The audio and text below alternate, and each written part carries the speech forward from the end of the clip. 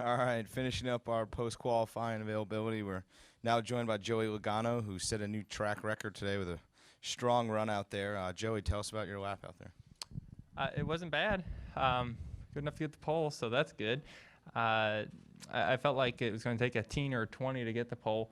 We ran a 30, so I wasn't very confident about it after it, but I've had a really good Shell Penzo 4 since we unloaded today in race trim and obviously in qualifying trim. So having clean air here is huge, so we'll be able to start with that and try to have the right strategy, try to get our car good for tomorrow and getting it to where it can pass cars, and we'll see what happens from there. With this being your first pole this season, you also are now qualified for the 2014 Sprint Unlimited at Daytona. Yeah, that's pretty cool. I thought about that when we were waiting out there. It's like I really want to be in that race, so it's neat to be in that race. And obviously, in the beginning of the year, and it's a kind of a one that knocks the rest off before you get to the 500. So it's important for that. And yeah. All right, we'll open up for some questions. If you raise your hand, we'll get a wireless mic to you. We'll start with Reed. Reed Spencer with NASCAR Wire Service. Joey, this is your sixth career pole, but your first with Penske Racing at a track that Roger owned. Could you comment on that? Yeah, when you come to Michigan, obviously there's extra incentive here to win and get poles. For one, Ford being here, another one for Penske, also having their headquarters here. So anytime you can come here and get a pole for Roger, that's huge. And I think what you've seen here is, we ran really well here in the spring, and you come back here in a short amount of time, and you're able to use your notes that you had from there. And this is the second time we've come here as a team, and we're able to learn a lot from it. So we were able to use that, capitalize on it, and hopefully we can do that throughout the rest of the season. Obviously these next 4 races are super, super important for us. We can't afford to have a bad one, and if we can get a win, that's huge. And I feel like next couple of weeks are our best shots at it. Joey, over here, Bob Duff from the Windsor Star. Your vehicle dynamic engineer, Steve Reese, is from Windsor. What role does he play in a day like this? Oh, Reese, he's the man. He's, obviously he does a lot of our sim stuff and with our setups, and working a lot with us. We have another engineer, Miles, and Todd. And so it's really like the 4 of us will really go over the chassis and what we're going to do and try to come up with the best route. And that's the best thing I see about this team, this 22 team, is that, it's not just Todd. It's not just, Reese. It's all these guys, and we're all working together, and we're all coming up with ideas, and we hash it out and talk about it for a while, and we come up with some really good changes for the race. So Reese has done a great job for us. He's been on that 22 team for a long time, so obviously he's been doing a good job. We'll go to Lee, Kenny, and then Bob. Lee Spencer, Fox Sports. A couple of topics that you know a lot about. First of all, the contemplating whether or not to put Kyle Larson at 21 in a Sprint Cup ride. What's your opinion on that, since you were thrust in at a very young age? It's Kyle's got obviously a ton of talent, and there's no doubt in my mind that he will be in the Sprint Cup Series, and it's a big step. I know it's a big step, and I think he knows it's going to be a big step. But I think he can handle it also. How old is he now? 21? 21. He's a lot older than I was when I first started doing it, and he's got a lot more racing experience than I did when I first started. So I feel like he does have a shot at it, and I don't know what the plan is with that car and what they're going to do, and I really try to focus in on my own stuff. But I think Kyle's an amazing talent that will make it someday. But at the same time, I always tell people, don't rush it, because sometimes it's not quite worth it. And I've been fortunate to have this second chance over here at Penske, and it's been working out for me perfectly, because I have the experience on my side now to go out there and race these guys. Secondly, and we may go to 3 things, but you know what it's like to have to fill the shoes of Tony Stewart, having jumped in the 20 car after he did. Man, you got a lot of good questions that relate to me, huh? Yeah, well, I mean, you're like the poster child for all of this. Austin Dillon, what can he expect? It's one thing to kind of be under the radar in the 31 car, or, driving something for his grandfather, but this is, going to be an opportunity to really showcase what he has with a championship caliber team. Yeah. Also similar situation that I've been through. But once again, he has a lot more experience than I did at the time, so I feel like he can do a good job. And I think he showed some speed in practice today. And he's run a few Cup races in that 51 car, and I think some in an RCR car. And he's always had the spotlight on him. You know, ever since he started racing trucks, there's always been a spotlight on him, and I think he's used to that. So I don't think that even bothers him. I know the spotlight really didn't bother me too much. It's more the fact of how you run. And we'll just have to wait and see. You know, I mean, it wouldn't surprise me if he ran well at all. I mean, I think he can do it, yeah. You've been in silly season last year, so it's still pretty fresh in your mind. Any suggestions you have for, you know? I'm glad I'm not in the middle of silly season right now. It's nice just to have a ride and, you know, and really be able to focus on your race car and not be worrying about, you know, where you're going to drive next year and what's going to happen. And, you know, you get distracted very easily through all that because obviously a lot of thought goes into that and you have to go think through that. But if you take that distraction away, obviously it helps a lot. And it's hard for any driver to go through that. And it happens a lot. It happens, you know, and you never know what's going to happen. And it makes it entertaining. I read all you guys' stories of what we think is going to happen and what all the rumors are. And it's pretty cool to listen to it. But it's also a lot of fun not to be involved in it for a change. Go to Kenny. Kenny Bruce with NASCAR.com. Joey, if you had to guess with the additional speed that you guys are getting out there now, what's that going to mean for the race on Sunday? I think this racetrack in general is getting better throughout time. I think you see some of the color go away on the racetrack. It's getting, you know, grayer. The track's coming in quicker. You know, I'm running the truck this weekend, and you know, we were the first group of cars that go on the racetrack, and you know, you usually see here just cars sliding around for forever, and then you're tightening your car up a lot, and then it rubbers up, and you can't loosen it up enough. It doesn't seem like it's going through that transition as much, and you can see that bottom lane slowly but surely coming in. I think the trucks are great to have to race here because it's easier for them to run the bottom. Because you're pretty much wide open. In a truck around here, it's like Daytona. It's just wide open. But when you get in a pack, there's a lot of sliding around and all. But I think those races are going to bring in that bottom lane, which is going to help the racing. And you can obviously see the outside; it'll widen up slowly but surely throughout the race. So I think by the time it comes to the end of the race, we're going to have a 3-lane racetrack, which is good.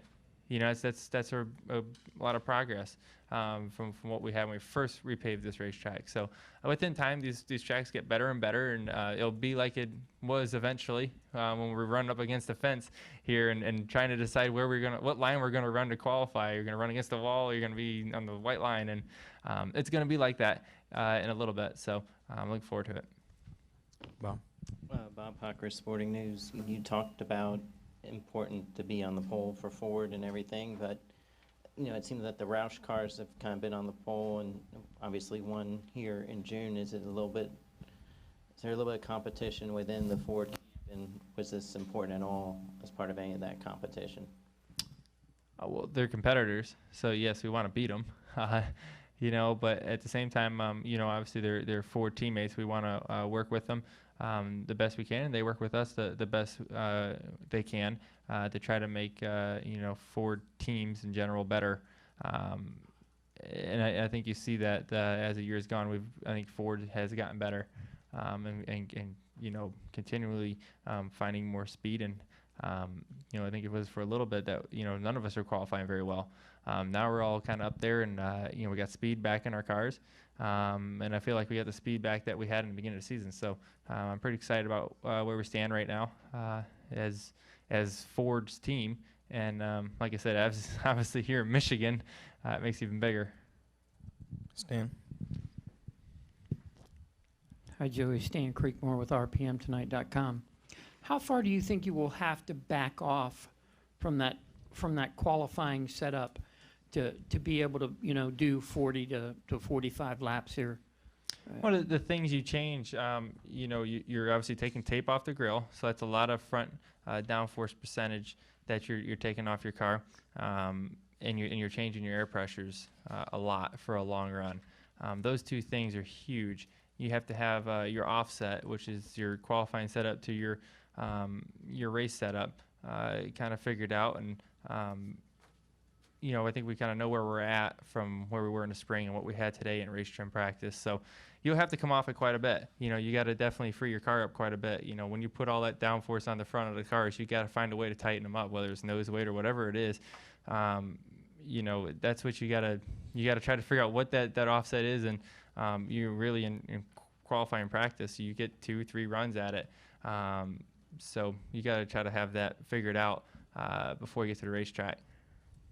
Okay, so Kurt Busch said he felt like in his run he got at least as high as 212 miles an hour. Do you think you'll come anywhere close to 200 during the actual race? I think we'll go faster. Top speed. We'll slow down a lot more in the corners. But, I think we've seen a few times, Pocono is standing out in my mind, that when you get, cars in a draft that are punching such a big hole in the air right now, I'm definitely, in your tack, you can see the red lights and you can watch it. I'm definitely turning a lot more in the pack in race trim than I am in qualifying, for sure. I don't know how fast it is, but it feels freaking fast. Reed Spencer with NASCAR Wire Service. As a follow-up on your comment about using the notes from June, when Martin Truex was in here, he talked about how they basically use that as a baseline, but their setups are radically different now than they were 2 months ago. Is that true of you guys also? I feel like we've just kind of fine-tuned what we had, and we've come up with some ideas that we would like to, fine-tune with what we have even more, and we'll like to try to kind of go on that tomorrow. But a lot of times when you do go to a racetrack, you race early in the season, and then the next, you think of Phoenix. It's the third race in the beginning. I think it's like third to last or second to last. The cars change so much between that your setups, or you can't even really use the notes you had because your setup's so different. So here it's kind of cool. Pocono, Michigan, the races are so close together that they don't change a whole bunch. I mean, for some teams they might. Obviously, for Truex, I guess it is. That's good to know. But ours isn't much different at all, and we're just trying to fine tune what we had and work on what we fought in the race and try to have a good direction. And really, the bigger thing for us right now is as a team coming to a racetrack for the second time. Todd and myself and all the 22 team, working together, coming back to a racetrack with a notebook. That's very, very valuable. Joey, over here in the middle, Mike Griffith from MLive.com. Kurt was in here earlier, and he said he backed off a little bit in 3 and thought you ran a perfect lap. Did you run a perfect lap, or did you back off in 3 a little bit also? I had a really good 3 and 4, but I didn't have the best 1 and 2. That's what I was a little disappointed about. I thought I needed to pick up more speed than what I did, but I fought tight in 1 and 2 in practice, and we loosened the car up some to try to fix that. But I was still kind of preparing myself to be tight down there and making sure I didn't overrun the corner, because that's what I did in the spring here is I overrun that corner, and I lost a lot of speed. So I had that in the back of my mind, and I didn't drive the car quite hard enough into the corner through there. But still didn't lose much speed at all by that, and I really had a really good 3 and 4, which was able to get us the pin. Mike? Mike Hember, USA Today. If you can win a couple races in these next 4, you're probably in the chase, but you also have a shot to get in with points. You could slide in there. How do you kind of balance that out, wanting to maybe be aggressive to win, but not wanting to crash either? Yeah. We're 27 points out, I believe, and that doesn't sound like a lot, but the amount of cars that are in between us is a lot. So, you got to pass a lot of cars, and that's the difficult part.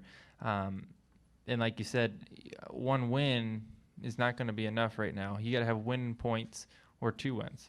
And we have 4 races left. We're coming off a streak of 3 top 10s, and I feel like the streak we had before that of like 6, before we had our flat tire issues, was even stronger. So the momentum is behind us. We've been very solid throughout the season. There's no doubt in my mind we shouldn't be 5th in points right now, but the case is we're not, and we'll keep working to get in the chase. We're definitely a chase caliber team that I feel like we're, even a championship caliber team as we go throughout the season and learn each other and keep making our race cars faster. So I'm excited about that fact, but I really want to get in the chase, and it's we got our work cut out in front of us right now. But we're by no means out of it. I feel like we really got a good shot. I like our chances to do it. But it is we're one bad race from saying we're out. So we got to make the most out of these next 4. Any more questions for Joey? All right, Joey, congratulations on the pole and the track record, and good luck on Sunday. Thank you. Appreciate it, guys.